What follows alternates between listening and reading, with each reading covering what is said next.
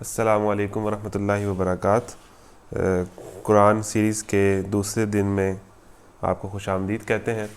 आज का जो हमारा टॉपिक है वो स्टोरी ऑफ प्रॉफिट मूसा है। आज हम हज़रत मूसा की इंस्पिरेशनल स्टोरी पढ़ने जा रहे हैं, तो आप सब लोग मेरे साथ शामिल होते जाएं, तवज्जो से इस मुख्तसर सी क्लास को सुने।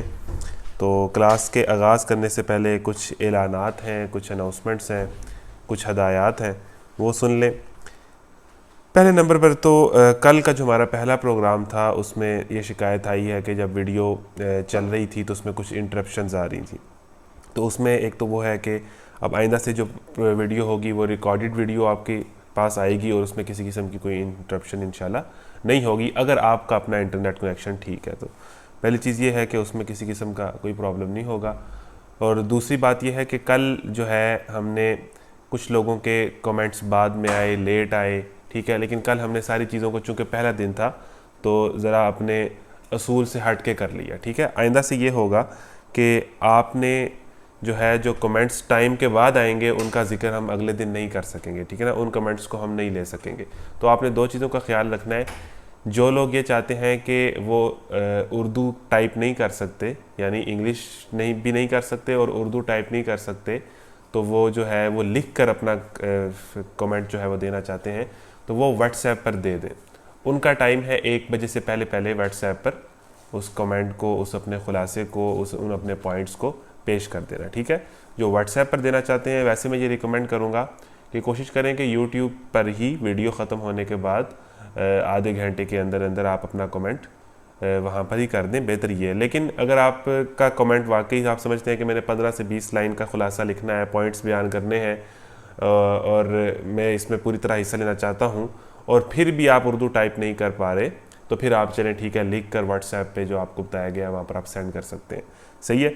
तो वो अगर आपने करना है तो आपको जो व्हाट्सएप पर सेंड करना चाहते हैं वो आपने हर सूरत 1 बजे से पहले पहले करना है। यानी 12 बजे वीडियो शुरू होगी, 12:30 तक ख़त्म हो जाएगी, तो आपने 1 बजे तक अगर आप व्हाट्सएप पे तस्वीर भेजना चाह रहे हैं उर्दू में लिखे हुए या इंग्लिश में लिखे हुए की, तो आपने व्हाट्सएप पर 1 बजे से पहले पहले भेजना है। उससे लेट होंगे तो वो कंसीडर नहीं होगा। नंबर 2, अगर आपने जो है कमेंट करना है यूट्यूब पर ही, ठीक है, तो वो आप 1:30 से पहले पहले कर दें। वीडियो के नीचे ही कमेंट करेंगे 1:30 से, ये आपने पहले पहले करना होगा। इससे लेट होगा तो वो हम उसको कंसीडर नहीं कर सकेंगे। तो एक दफ़ा फिर ऐलान कर रहा हूँ कि जो व्हाट्सएप पे अपनी तस्वीर तहरीर की लिखकर भेजना चाहते हैं वो 1 बजे से पहले पहले करेंगे, और जो यूट्यूब पर ही कमेंट करना चाहते हैं उनके पास 1:30 तक टाइम मौजूद है, ठीक है। क्योंकि अगर उर्दू लिखने में दुश्वारी हो रही है तो उसका टाइम भी, और वैसे भी कुछ लोग जो लेट घर पहुंचते हैं जिनके स्कूल्स हैं उनके लिए भी। तो ये 2 बातें होगी। तीसरी बात ये है कि कुछ लोगों ने कमेंट किया लेकिन वो अपना सिर्फ उन्होंने नाम लिखा। देखिए, अगर आप सिर्फ नेम लिखेंगे तो हमें पता नहीं चलेगा कि आपकी कौन सी क्लास है, कौन सा कैंपस है, कौन सा सेक्शन है, ठीक है। तो आप जब भी अपना खुलासा लिखें, कमेंट लिखें, तो उसके बाद एंड पर या शुरू में अपना नाम, अपना क्लास, अपनी सेक्शन, अपना कैंपस, वो कैंपस का नाम क्या है और वो कैंपस किस सिटी में है, वो आपने लाजमी मेंशन करना है। सिर्फ नेम से काम नहीं चलेगा। तो ये थे जी चंद ऐलानात। और उसके बाद कल के प्रोग्राम में जिन लोगों ने बहुत अच्छे खुलासे पेश किए, बहुत अच्छे कमेंट्स किए, उनको पढ़ा गया। फ़िलहाल मैं उन लोगों के नाम लूँगा जिन्होंने यूट्यूब पर कमेंट किया। जिनके बाद में व्हाट्सएप पर आए वो फिर अगली किसी वीडियो में उनका नाम लिया जा सकेगा, क्योंकि कल की वीडियो में वो कुछ मिसमैनेजमेंट हुई, ठीक है, कुछ लोगों को वीडियो ताख़ीर से मिलने की शिकायत हुई, वो सारी चीज़ें हुई। तो जिन्होंने यूट्यूब पर कमेंट किए, मैं उनमें से जिनके अच्छे कमेंट्स थे, जिन्होंने बहुत अच्छा खुलासा किया था, जो टॉप के अच्छे स्टूडेंट्स थे, उनका नाम यहाँ पर लूँगा और उनको अप्रिशिएट करूँगा। तो ये सिर्फ यूट्यूब वाले कमेंट्स के नाम में ले रहा हूँ। आइंदा से आपने ख्याल रखना है कि व्हाट्सएप पे आप 1 बजे तक और यूट्यूब पर आप 1:30 बजे तक अपना कमेंट कर देंगे। अच्छा जी, मरियम हयात हैं 6 खदीजा से, अनस कैंपस सरगोदा। इन्होंने बहुत अच्छा खुलासा लिखा, हम इनको अप्रिशिएट करते हैं जी।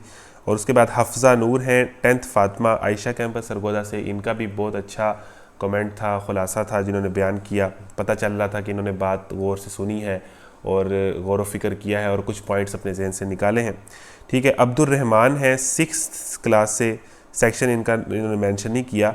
तो बिलाल कैंपस सरगोदा से, इनका भी बहुत अच्छा था, इनको अप्रिशिएट करते हैं हम। फिर मुनीबुर रहमान है 7th उमर से इन्होंने अपना जो है वो कैंपस का नाम नहीं बताया, सरगोदा, ठीक है जी, सरगोदा शहर से हैं। फ़ातिमा बतूल 10th फातिमा से, आयशा कैंपस सरगोदा, इनका भी बहुत अच्छा खुलासा था, हम इनको अप्रिशिएट करते हैं। हाशिर ज़फ़र 6th अबू बकर सिला वाली से, इनका भी बहुत अच्छा जो है कमेंट था, जिन्होंने बहुत अच्छा समरी उसकी बयान की, पॉइंट्स निकाले। उसके बाद जी जैन बशीर हैं 6th अली से, उमर कैंपस सरगोदा, इनका भी बड़ा अच्छा था, इनको भी अप्रिशिएट करते हैं जी। ऐमन अबू बकर 8th आयशा झावरिया कैंपस से, इनको भी हम अप्रिशिएट करते हैं। फिर उमर हयात यूट्यूब नेम है, अच्छा इनका भी इन्होंने कोई डिटेल्स नहीं दी कि यूट्यूब का जो कमेंट में नेम शो हो रहा होता है, जो आपके चैनल का नाम होता है या जो आपने जिस नाम से आईडी बनाई होती है, तो वो बस उमर हयात के नाम से शो हो रहा था, उन्होंने मज़ीद डिटेल्स नहीं दी, कौन सा कैंपस है, स्टूडेंट है नहीं है वगैरह, तो नो अदर डिटेल्स। इनका भी अच्छा कमेंट था। अली अब्दुल्ला 8th खालिद बिन वलीद से, अबू बकर कैंपस सरगोदा, इनका भी अच्छा था, समरी इन्होंने अच्छी की। अदन इरफान 8th खालिद अबू बकर कैंपस सरगोदा, इन्होंने बहुत अच्छा खुलासा किया। ज़ैनब तैयब 10th फातिमा आयशा कैंपस सरगोदा, इनका भी बहुत अच्छा खुलासा था। Aroos Haider class 7th section Khalid Waleed Sargodha, इनका भी बहुत अच्छा कमेंट था। फिर उसके बाद हैं जी अब्दुर्रहमान मसूद 7th उस्मान सरगोदा से, मुक़द्दस इब्राहीम 6th अनस कैंपस सरगोदा से, सुनैहा अली 8th आयशा फ़रूका कैंपस से, अरूज 7th क्लास शाह निकदड़ कैंपस से, और अरीशा रमज़ा 9th मरियम आयशा कैंपस सरगोदा, ज़ैनब बतूल 6th खदीजा सरगोदा से। इन आप सब लोग बड़ी बड़ी मुबारकबाद के मुस्तहिक हैं, आपने वीडियो गौर से सुनी, अच्छी समरी की, अच्छे पॉइंट्स निकाले, आप सबके लिए जो है वो तालियां, ठीक हो गया जी।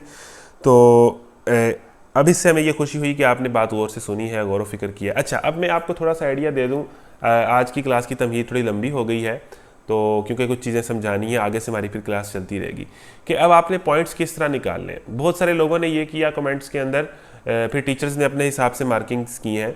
बहुत सारे लोगों ने ये कमेंट में किया कि एक तो 2-3 1-2 लफ्ज़ में बात बयान कर दी, ठीक है, चलें वो आपका एक कमेंट हो गया, लेकिन हम उसको समरी कंसीडर नहीं करेंगे, चले आपने वैसे ही कमेंट कर दिया। लेकिन अगर आप बाकायदा इसका हिस्सा बनना चाहते हैं, मतलब जो लोग कमेंट नहीं करना चाहते, सिर्फ क्लास को सुनना चाहते हैं, मोस्ट वेलकम, मतलब वो क्लास सुने, क्लास से फ़ायदा उठाएं। लेकिन जो लोग समरी पेश करना चाहते हैं, जो इस क्लास का असल मकसद है कि आप गौर व फिक्र करें और अपने ख्यालात का इजहार करें, प्रैक्टिकल पॉइंट्स निकालें, जो लोग ये करना चाहते हैं, जो नहीं करना चाहते वो क्लास को सुने और लोगों को भी सुनवाएं, सब लोग सुने, मोस्ट वेलकम। लेकिन जो इसमें हिस्सा लेना चाहते हैं वो ये है कि उन्होंने अक्सर ने क्या किया कि जो बातें मैंने कही थी वही रिपीट कर दी। इस तरह मज़ा नहीं आएगा। मकसद ये है कि आप कुरान पे गौर व फिक्र करें और आप क्या समझते हैं कि मैं इनके उसवा को अपनी ज़िंदगी में किस तरह फॉलो कर सकता हूँ, आज के दौर में मैं इन पॉइंट्स को किस तरह अप्लाई कर सकता हूँ, आज के दौर से उसका कनेक्शन बनाएं, आज के दौर से अपनी ज़िंदगी से उसको रिलेट करें और उसकी रोशनी में उसको बयान करें, तो ये ज़्यादा अच्छी चीज़ होगी। जो हमने बात सुनी है वीडियो के अंदर, उसको थोड़ा सा खुलासा बयान कर दिया शुरू में मुख्तसरन, जिसमें मुजामे सारी चीज़ें कवर होगी।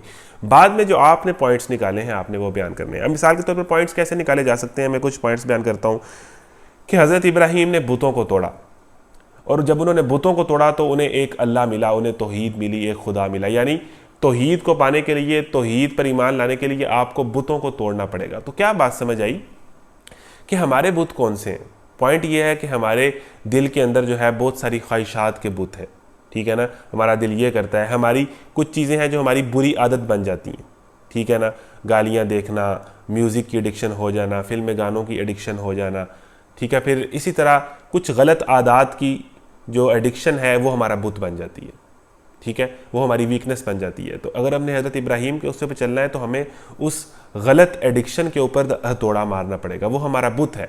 जो भी चीज़ हमें अल्लाह की बंदगी से रोकती है, एक अल्लाह की बात मानने से रोकती है, वो हमारा बुत है। बुत सिर्फ लकड़ी का या पत्थर की मूर्ति का नाम नहीं है।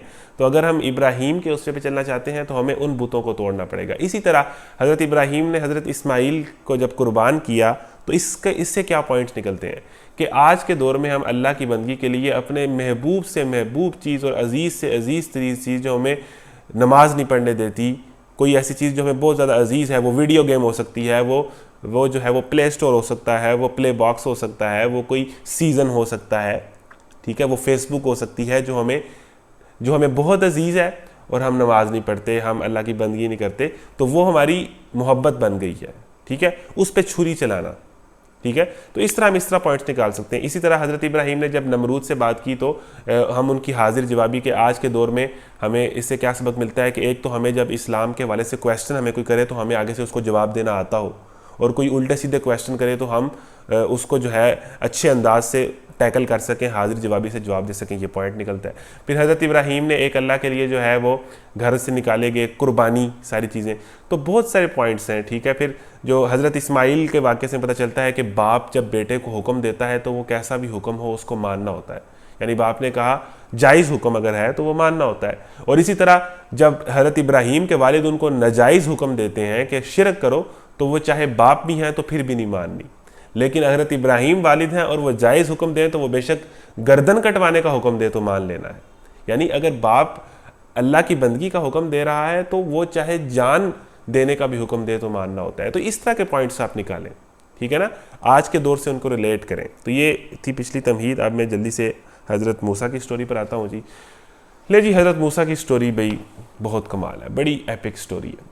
देखें, हमने मूवीज़ देखते हैं, मूवीज़ देखी होंगी आपने, सीजन्स देखे होंगे, बचपन में कुछ कार्टून्स वगैरह आपने देखे होंगे, तो उनके अंदर जो कहानियाँ होती हैं ना, उसमें आप देखते हैं कि एक हीरो है, वो अकेला ही जनाब उसने 100 लोगों को मार दिया है, वो लड़ता जा रहा है, वो सुपरमैन है, वो स्पाइडरमैन है, वो अकेला ही बड़े बड़े काम कर लेता है, ठीक है ना।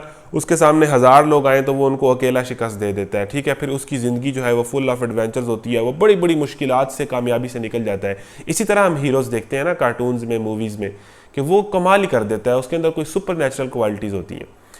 तो ये तो हैं ड्रामे, ये तो है मूवीज़, ये तो है फिक्शन, ये तो बनाया गया है, ये तो कैमरे का कमाल है। लेकिन हकीकतन अगर आप नबियों की कहानियाँ पढ़ेंगे तो वही बातें जो हम आज देखते हैं एज अ नावल या एज अ फिक्शन या एज अ कहानी, वो हकीकत में उन्होंने किए हैं। मतलब हकीकत में एक बंदे ने पूरी आर्मी से जंग की है। हज़रत मूसा की कहानी में आपको नज़र आएगा। जो हम मूवीज़ में एज अ मूवी देखते हैं कि ये तो चले एक एक्टिंग है और कैमरे का कमाल है, वो एक्चुअल में रियल लाइफ में अंबिया ने किया है।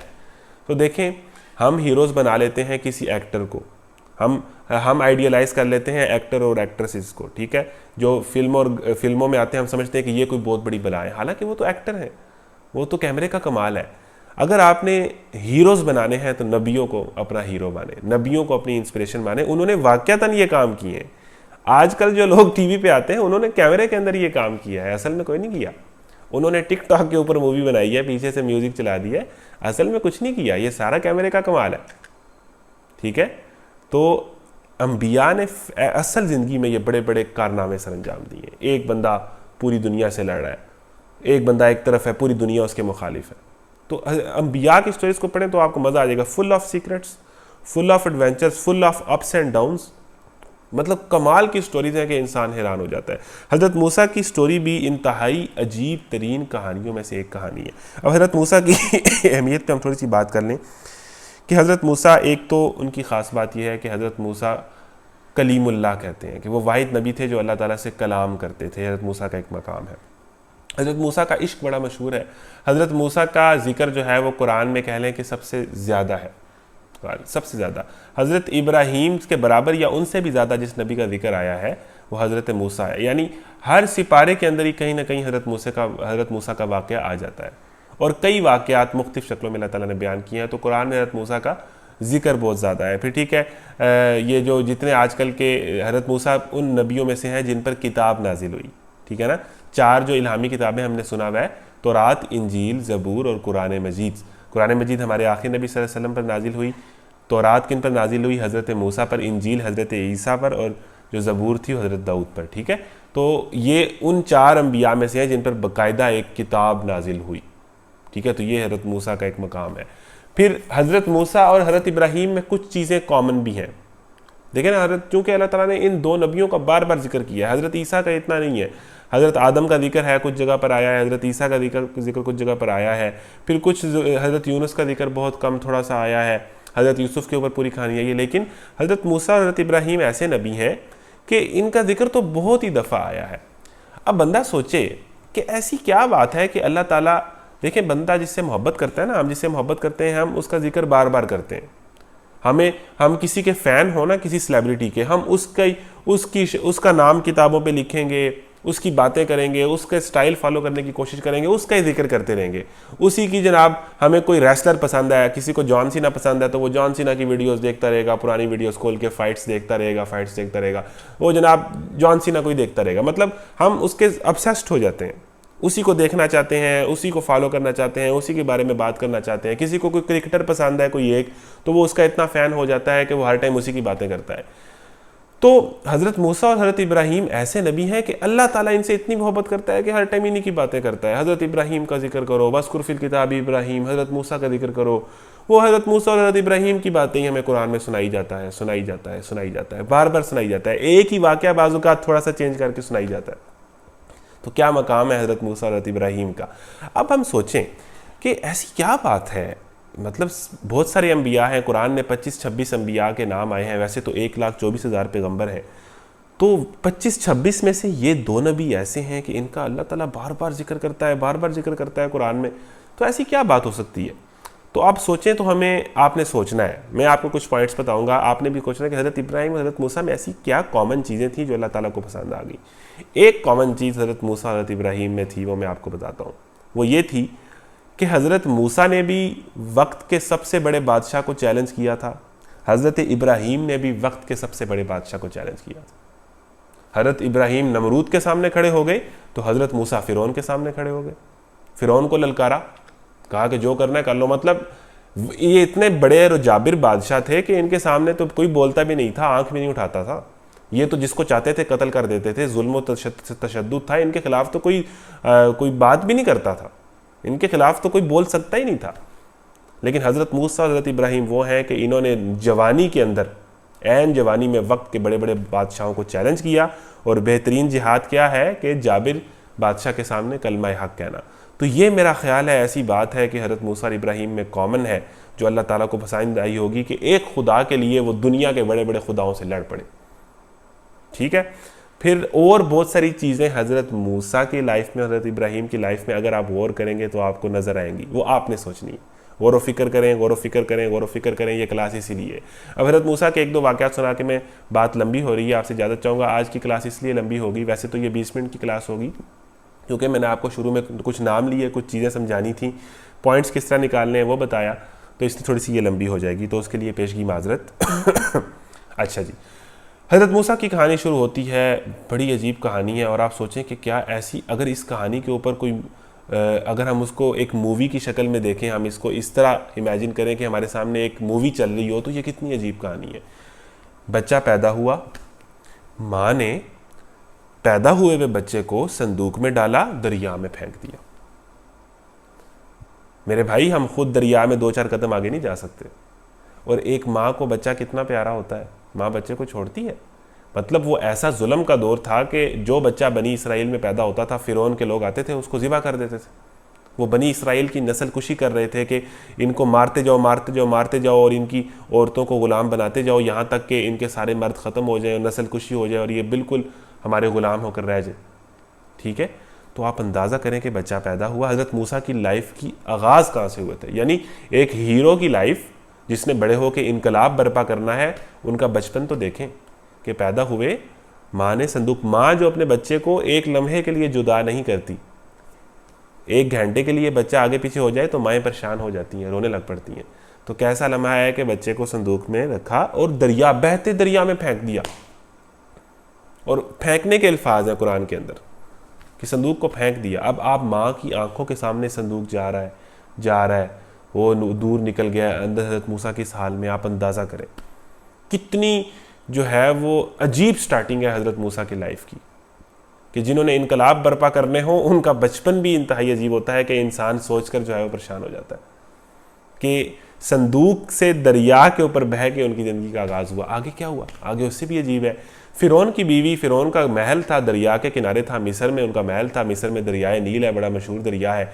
ये वही दरिया है जिसको कल हज़रत मूसा 2 टुकड़े करके पार करेंगे। आज उसी दरिया में हज़रत मूसा संदूक में बंद होकर एक नन्हे मुन्ने बच्चे की तरह अल्लाह की हिफाजत में जा रहे हैं।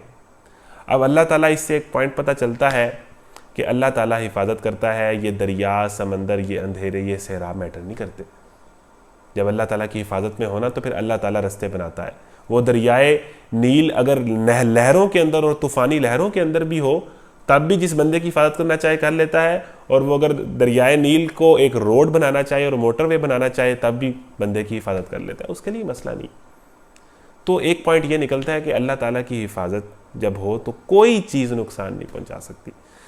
अब आगे क्या वाक़या हुआ कि फ़िरौन को ये डर था, एक इसमें ये आता है कि फ़िरौन ये समझता था कि उसे किसी ने कहा, एक तो ये बात कही जाती है, मतलब एक रवायत है, सही भी हो सकती है गलत भी हो सकती है, कि फ़िरौन को किसी ने कहा था, किसी नजूमी ने, कि बनी इसराइल जो जिस कौम को आपने ग़ुलाम बनाया हुआ है, इसमें से एक बच्चा पैदा होगा जो कल को तुम्हारी हुकूमत उलट देगा। अब फ़िरौन इस डर से बच्चे कत्ल करवाई जाता था। वैसे भी जो आज़ाद हुक्मरान कौमें होती हैं ना, वो उन्हें यही डर रहता है कि ग़ुलाम कौम जो है किसी दिन जो है हमारे ख़िलाफ़ खड़ी ना हो जाए। मैं आपको मिसाल से समझाता हूँ। फ़िरौन दूसरी कौम का था, हज़रत मूसा बनी इसराइल के थे। आप इस मिसाल से समझें, जब पाकिस्तान नहीं बना था 1947 से पहले यहाँ किन की हुकूमत थी? गोरों की, अंग्रेज़ों की। तो अंग्रेज़ कहाँ से आए थे? वो इंडिया से आए थे, वो पाकिस्तान से आए थे, वो तो यूरोप से आए थे। ठीक है, तो यूरोप से बाहर से आके उन्होंने बरे सगीर पे कब्ज़ा किया और पाकिस्तानियों को, हिंदुओं को, मुसलमानों को क्या बना लिया? ग़ुलाम। और वो जुल्म व तशद्दुद करते थे टका कर बहुत ज़्यादा, और वो यही चाहते थे, उन्हें यही डर रहता था कि इस कौम में कोई इलामा इकबाल ना पैदा हो जाए, इस कौम में कोई कादी आदम पैदा ना हो जाए जो हमारा तख्ता उलट दे। समझ रहे हैं बात? कि जब एक कौम बाहर से आके किसी दूसरी कौम पर हुक्मरानी करती है तो उन्हें हर वक्त डर ये रहता है कि इस कौम के अंदर से कोई ऐसा नौजवान ना उठ खड़ा हो जो हमारा तख्ता उलट दे। सेम कहानी थी बनी इसराइल की, कि बनी इसराइल पर बाहर से एक कौम, किब्ती कौम, जो फ़िरौन जिसका था, उन्होंने आके कब्ज़ा कर लिया था। और उन्होंने बनी इसराइल को जिस तरह यूरोप ने आके हिंदुओं को और मुसलमानों को ग़ुलाम बनाई रखा और इन्हें जाहिल रखा, इन्हें तलीम ना दी, इन्हें पढ़ने ना दिया।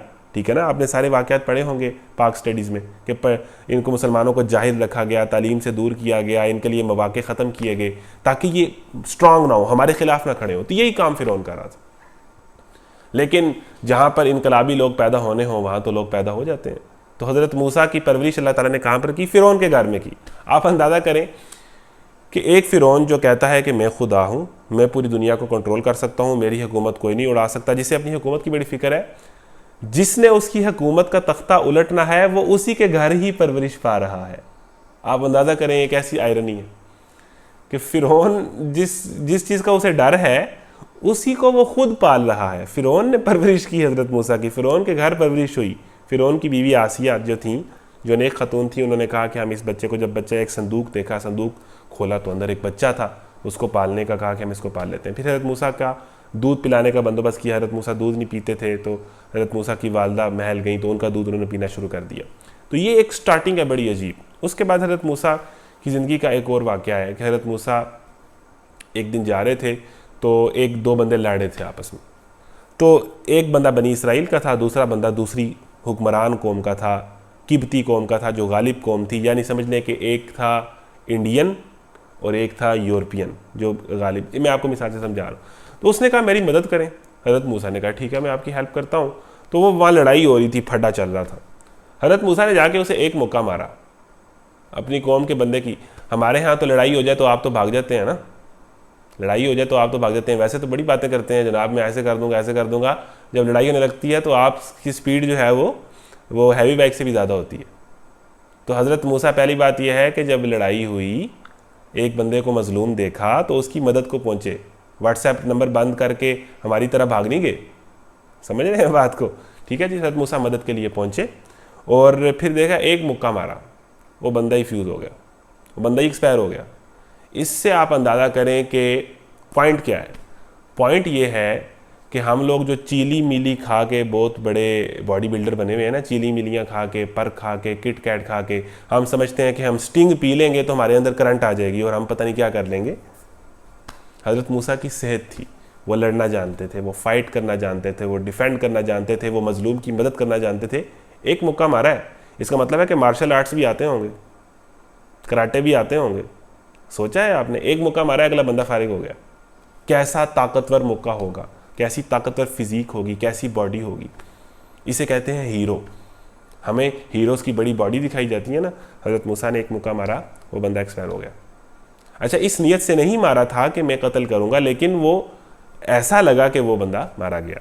तो वहाँ से उस वाक़े से हज़रत मूसा को पता चला कि अब मेरे लोग दरपे हैं, मेरे खिलाफ केस बन जाएगा, मेरे ऊपर कत्ल का मुकदमा हो जाएगा जो मैंने जान के नहीं किया। तो हज़रत मूसा मिस्र से निकल कर भाग गए, ठीक है ना। वहाँ से फ़रार हुए। उन्हें एक बंदे ने आके कहा कि आपके कत्ल की प्लानिंग होने लग पड़ी है, ठीक है। अब हज़रत मूसा वहाँ गए, मदियन गए, वहाँ जाके अल्लाह की आस पर गए, वहाँ उनकी शादी हो गई, 10 साल वहाँ रहे। फिर जब वापस आए ना, वापस आके हज़रत मूसा की ज़िंदगी में एक और अजीब वाक़या हुआ। वो वाक़या ये था कि हज़रत मूसा ने देखा, वो अपनी वाइफ के साथ वापस आ रहे थे, ठीक है। 10 साल गुजर गए हैं इस बात को, मिस्र से निकल चुके हैं, मदियन जा चुके हैं। अब मदियन वो जगह है जहाँ पर मिस्र का कोई कंट्रोल नहीं था, वो दूर कोई आगे की जगह है, सरहदें हैं, कबायली जगह है जहाँ मिस्र का डायरेक्ट कंट्रोल नहीं था। तो समझ लें कि जिस तरह बैरून मुल्क नहीं बंदा चला जाता, वो वाली बात थी। हज़रत मूसा आ रहे थे तो हज़रत मूसा ने दूर एक रोशनी देखी। एक और बात यह है कि हज़रत मूसा उस सहरा में, उस जंगल में सफ़र कर रहे थे अकेले। हमें तो कमरे की लाइट बंद हो जाए तो हमें डर लगने लग पड़ता है, ये हमारी हालत है। हम बात करते हैं नबी को इंस्पिरेशन मानने की, वो अकेले सफ़र कर रहे हैं, अपनी वाइफ के साथ जंगलों में, सहराओं में सफ़र कर रहे हैं जहाँ दूर दूर तक कोई जो है वो चीज़ नज़र ही नहीं आ रही। तो ये दुलेरी तो नज़र आ रही है ना। हमारे यहाँ कमरे की लाइट बंद हो जाए तो हमें लगता है कि यहाँ से जिन निकल आएगा, वहाँ से जिन निकल आएगा।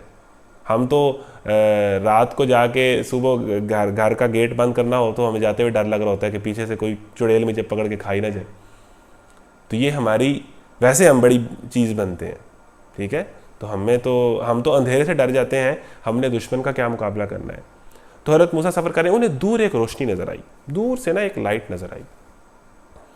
हज़रत मूसा ने अपनी वाइफ को कहा कि आप यहाँ रुकें, क्योंकि अंधेरा है, तो मैं जाता हूँ वहाँ जाके, वो लाइट मुझे नज़र आ रही है, हो सकता है वहाँ से मुझे कोई आग मिल जाए, आग से रोशनी का बंदोबस्त हो जाए, और अगर सर्दी है तो उस आग से हम थोड़ा सा अपने आप को जो है वो हीटर बना के थोड़ी सी गर्मी उससे ले लें। तो वो चले गए वहाँ पर। जब वो उस आग के करीब पहुँचे ना, तो वहाँ से आवाज़ आई, या मूसा इन्नी अना रब्बुक फ़ख्लअ अलैक। अंदाज़ा करें आप, अंधेरे में, अंधेर जंगल में आदमी अकेला हो, वो एक लाइट को फॉलो करे, लाइट के करीब जाए, और जब करीब पहुँचे तो आवाज़ आए, या मूसा इन्नी अना रब्बुक। अल्लाह अकबर, वो अल्लाह की आवाज़ थी। वहाँ से हज़रत मूसा कलीमुल्लाह बनते हैं कि अल्लाह ताला ने उनसे कलाम किया, इन्नी अना रब्बुक फ़ख्लअ अलैक। ऐ मूसा, मैं तुम्हारा रब हूँ, जूते उतार दो।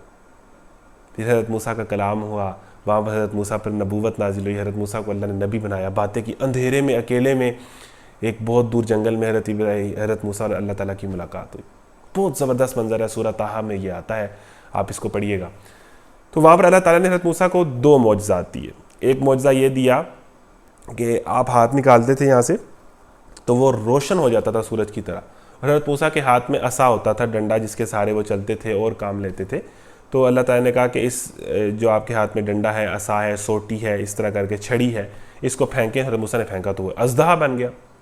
हज़रत मूसा डर गए, लेकिन अल्लाह ताला ने कहा, या मूसा ला तख़फ़, ना डरो ठीक है। तो आप ये दोनों मौजज़ात दिए। अब हज़रत मूसा ने क्या कहा कि अब आप, ए मूसा, अब यह है कि आप नबी बन गए हैं, तो अब वो पुरानी वाली लाइफ नहीं होगी, अब दीन का पता चल गया है, तो अब एक नई ज़िंदगी का स्टार्ट होगी। जाओ मिस्र में जाओ, उसी मिस्र से जहाँ से भागे थे। याद आया वाक़या, भागे थे जहाँ से, 10 साल बाद मिस्र जा रहे हैं वापस, बहुत सालों बाद। और उसी फ़िरौन जो तुम्हारे कत्ल के दर पे है, और उसी फ़िरौन के पास जाओ जिसके घर तुमने परवरिश पाई है, वहाँ जाके कहो कि मैं अल्लाह का नबी हूँ, मेरी इताअत करो और एक अल्लाह की बंदगी करो, और अपनी खुदाई के दावे छोड़ दो। ये जो तुम हुकूमतें चला रहे हो, ये अल्लाह के बनाए हुए कानून के मुताबिक चलाओ। अंदाज़ा करें ये कैसी स्टोरी होगी कि एक जिसके 10 साल बाद फ़िरौन का उसी से सामना हो जिसको अपने घर में पाला है, और 10 साल बाद वही आके कहे कि मैं नबी हूँ और मेरी इताअत करो। कैसा मंजर है, मतलब एकदम हर चीज़ उलट गई है, एकदम हर चीज़ पलट गई है। दरबार में कैसा मंजर होगा, क्या हालत होगी। फ़िरौन ने मजाक उड़ाया, ठट्टा उड़ाया, तरह तरह की बातें की। हज़रत मूसा अपनी दावत देते रहे, दावत देते रहे। अल्लाह से दुआ की हज़रत मूसा ने, जब अल्लाह ताला ने ये उनको काम दिया ना, अल्लाह रब्बि इश्रह ली सदरी वयस्सिर ली अमरी वहलुल उक़दतम मिन लिसानी यफ़क़हू क़ौली। अल्लाह मेरी तो ज़ुबान में जो है वो लुखनत है, मुझे ज़ुबान की गिरा खोल दे, मतलब ये कहा जाता है। लेकिन मतलब इसका ये मतलब यह है कि मैं खुले तरीके से, बड़े ज़बरदस्त से, कॉन्फिडेंस के साथ अपना मुद्दा बयान कर सकूँ। यानी हज़रत मूसा ने इस दुआ के अंदर अल्लाह ताला से कॉन्फिडेंस मांगा। हम तो प्रिंसिपल साहब के ऑफिस चले जाएं तो हम जो है वो हमसे बात नहीं हो सकती, हम जो है वो बात नहीं कर सकते, ठीक है ना। हम किसी जो है किसी पुलिस के ऑफिस में चले जाएं तो हम बात नहीं कर सकेंगे, हम डर जाएंगे, ठीक है। हज़रत मूसा किसके ऑफिस में गए हुए हैं? फ़िरौन के ऑफिस में, वक़्त के बादशाह के ऑफिस में, और जाके कॉन्फिडेंस से बात कर रहे हैं। आपको क्लास के अंदर खड़ा किया जाए और कहा जाए कि जनाब क्लास के सामने 5 मिनट बोलें, 10 मिनट बात करें, अपनी ही क्लास के सामने जहाँ पर बैक बेंचेस पे बैठ के हम बड़ी शरारतें कर रहे होते हैं, और जब स्टेज पर आके बोलने की बात आए तो हम भीगी बिल्ली बन जाते हैं। तो कॉन्फिडेंस होना चाहिए। एक पॉइंट ये भी निकलता है कि हज़रत मूसा ने किस कॉन्फिडेंस के साथ फ़िरौन के सामने जाके भरे दरबार में अल्लाह की तौहीद बयान की, और इस्लाम की बात करते हुए शर्माना नहीं चाहिए, चाहे सामने जो भी हो। तो अल्लाह ताला से कॉन्फिडेंस मांगा कि मेरी ज़ुबान की गिरा को खोल दे, मेरे काम को आसान कर दे, और मेरे भाई को मेरा मददगार बना दे। सही है। फ़िरौन के सामने जाते हैं, दोनों मौजज़ात दिखाते हैं, वो कहता है जी ये तो जादू है। फ़िरौन को तो अपनी हुकूमत में जाने की पड़ी थी, ये तो जादू है, इधर उस टाइम जादू का बड़ा ट्रेंड था, तो ये तो इस तरह का जादू तो हम भी कर सकते हैं। हज़रत मूसा ने कहा ये मौजज़े हैं, ये जादू नहीं है, मैं अल्लाह का नबी हूँ। दलील से वही जो जिस तरह अब एक और कॉमन चीज़ आ रही है इब्राहीम और मूसा वाली। फ़िरौन ने तरह तरह की बातें की कि को खुदा कौन है, अच्छा जी इससे पहले कोई खुदा नहीं था, मैं तो किसी खुदा को नहीं जानता, जो इससे पहले लोग गुजरे थे उनका। हज़रत मूसा ने, आप पढ़ें सूरह ताहा में, एक एक चीज़ का बड़ा लॉजिकल जवाब दिया। बहुत अल्लाह ताला से कॉन्फिडेंस मांगा तो उनमें कॉन्फिडेंस आ गया, और फ़िरौन की एक एक बात का तरकी बतरकी जवाब दिया। अच्छा जी, फ़िरौन अड़ गया कि भाई नहीं, हम आप जादू है और हम आपके जादू से मुकाबला करेंगे। हज़रत मूसा ने कहा कर लो, फिर जो करना है कर लो, बात नहीं माननी। फ़िरौन ने सारे जादूगरों को इकट्ठा किया, जादूगरों को कहा कि मूसा को अगर शिकस्त दे दी ना तो मैं तुम्हें वज़ीर बना लूँगा, अपना करीबी बना लूँगा। वो जादूगर जिनको कोई पूछता नहीं है, जो सड़कों पे दरख्तों के नीचे बैठे होते हैं, उन जादूगरों को फ़िरौन जैसा बादशाह इतना मजबूर हो गया, इतना डर गया है वो हज़रत मूसा से, कि वो कह रहा है कि अगर तुमने मूसा को किसी तरीके हरा दिया ना तो मैं तुम्हें वज़ीर बना लूँगा, अपना करीबी बना लूँगा। जनाब मैदान सज गया। अब देखें कैसी स्टोरी है कि 1 मैन आर्मी में अकेला ही चला था जानिब मंजिल, मगर एक तरफ हज़रत मूसा है, दूसरी तरफ पूरे मिस्र की तहजीब है, मिस्र का फ़िरौन है, बादशाह हैं, वज़ीर हैं, MNAs हैं, MPAs हैं, पूरे मिस्र की अवाम है, और जादूगर हैं हज़ारों की तादाद में कहा जाता है। हज़ारों जादूगर एक तरफ, एक मूसा एक तरफ। ये वाले जुर्रत पैदा करें कि पूरी दुनिया अगर गलत है ना तो आप सही बने।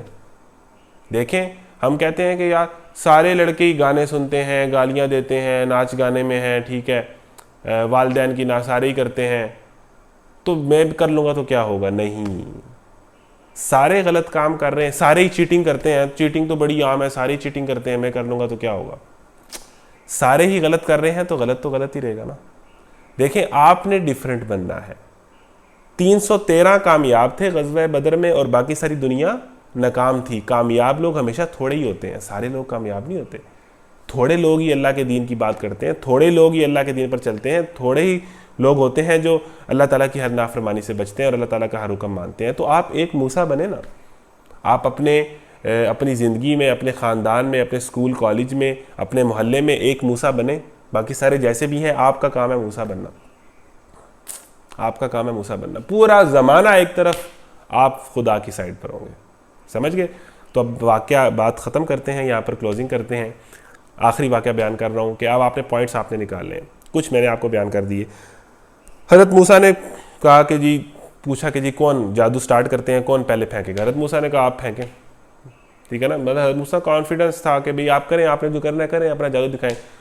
उन्होंने जनाब इकट्ठे ही हज़ारों जादूगरों ने, सैकड़ों जादूगरों ने अपनी छड़ियाँ फेंकी और एकदम हज़ारों सांप बन गए और वो हज़रत मूसा की तरफ आना शुरू हो गए।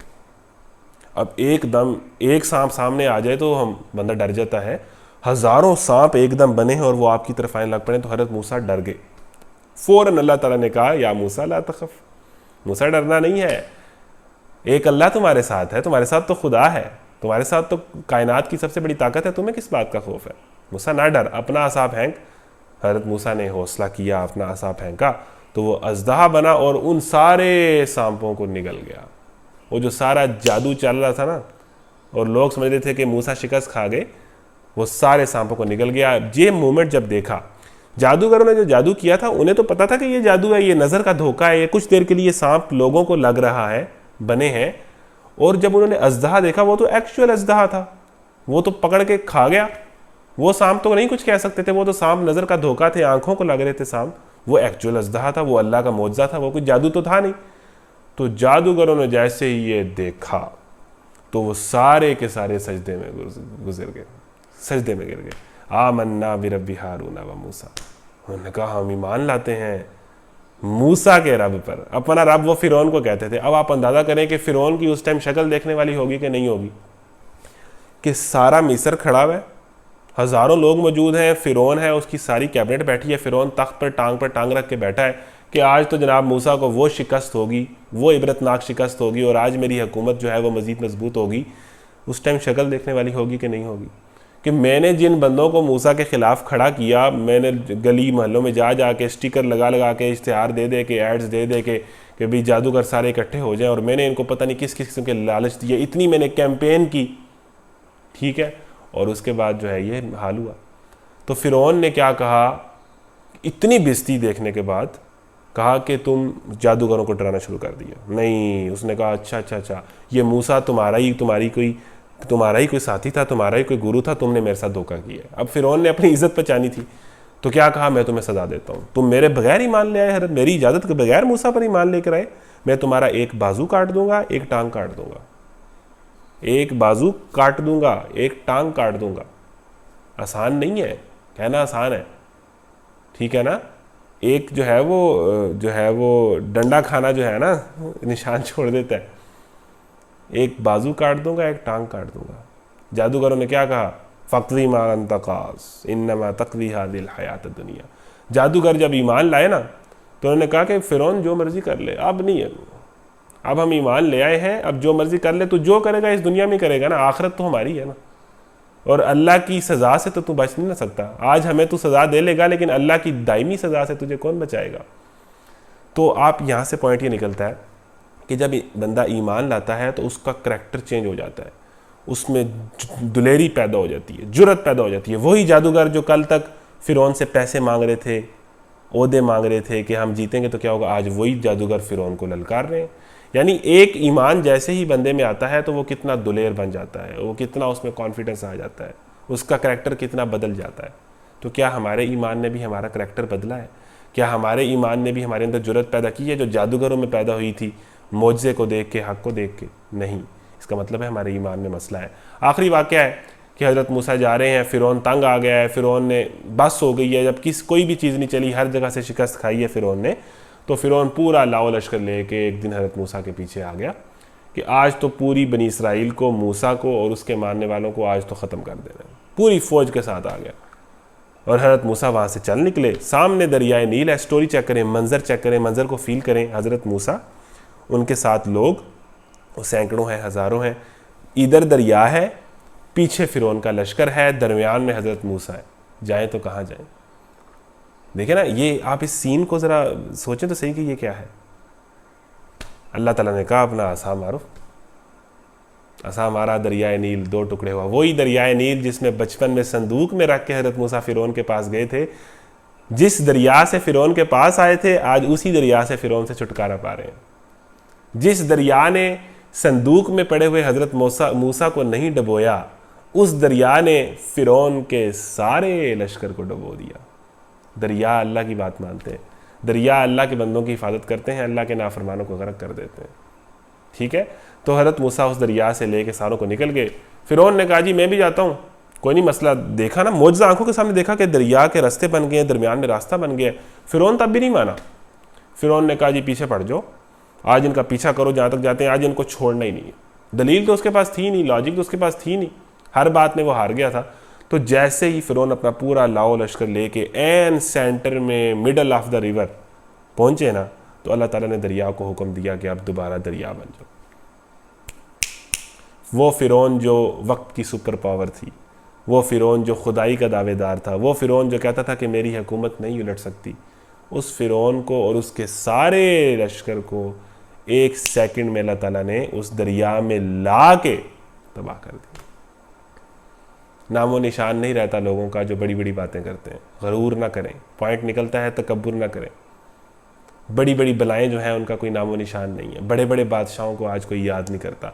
तो अपनी छोटी छोटी सलाहितों पर, छोटी छोटी अचीवमेंट्स पर गरूर ना करें, ठीक है। तो उसके बाद फ़िरौन ने कहा मैं तौबा करता हूँ। जब उसकी मौत आई, अल्लाह ने कहा अब तौबा करता है। फरिश्तों ने उसके मुंह पे मट्टी फेंकी, अब तौबा करता है। फल्यौम नुनज्जीका बिबदनिका लितकूना लिमन खल्फका, आज के दिन हम तुझे नहीं बचाएंगे। अब तौबा का दरवाज़ा ख़त्म, बंद हो गया। आज के दिन हम तेरी बदन को बचाएंगे, तेरी लाश को बचाएंगे, ताकि ये आने वाले इंसानों के लिए इबरत बन जाए। और उसके बाद क्या हुआ? कुरान की ये आयत है कि हम तेरी लाश को बचाएंगे। और आज भी, चूँकि कुरान में ये आयत आई है, फ़िरौन की लाश आज भी मिस्र में महफूज पड़ी है, ताकि हम जैसे लोग, आज के लोग जो खुदा बने बैठे हैं और अल्लाह को भूले बैठे हैं, उसकी लाश को देख के इबरत पकड़ें। ठीक है, आपका टाइम स्टार्ट होता है। अब माजरत, आज की वीडियो लंबी होगी, आइंदा से ये 20 मिनट की ही होगी। तो आपका टाइम शुरू होता है। अब फिर कह रहा हूँ कि व्हाट्सएप पे जिन्होंने उर्दू में तहरीर लिख के तस्वीर भेजनी है वो 1 बजे से पहले भेज दें, 1 बजे तक मैक्सिमम। और जिन्होंने कमेंट्स में करना है वो जो है 1:30 बजे तक उनके पास टाइम है। वीडियो आप दोबारा भी सुन सकते हैं, लेकिन टाइम का ख्याल रखना है। अगर आप इसके टाइम का बात करेंगे तो आपका वो कंसीडर नहीं होगा। और उसी तरह आपने अपना नाम, क्लास, सेक्शन, सिटी, ये सारी चीज़ें लिखना भूलना नहीं है। पॉइंट्स नए नए निकालें। आज के दौर में हमारे लिए इसमें क्या सबक है, हम इसको किस तरह प्रैक्टिकल, हम किस तरह मूसा के उस पर भी चल सकते हैं, सारी बातें आप करेंगे। बहुत शुक्रिया। अस्सलामु अलैकुम वरहमतुल्लाहि वबरकातुहू।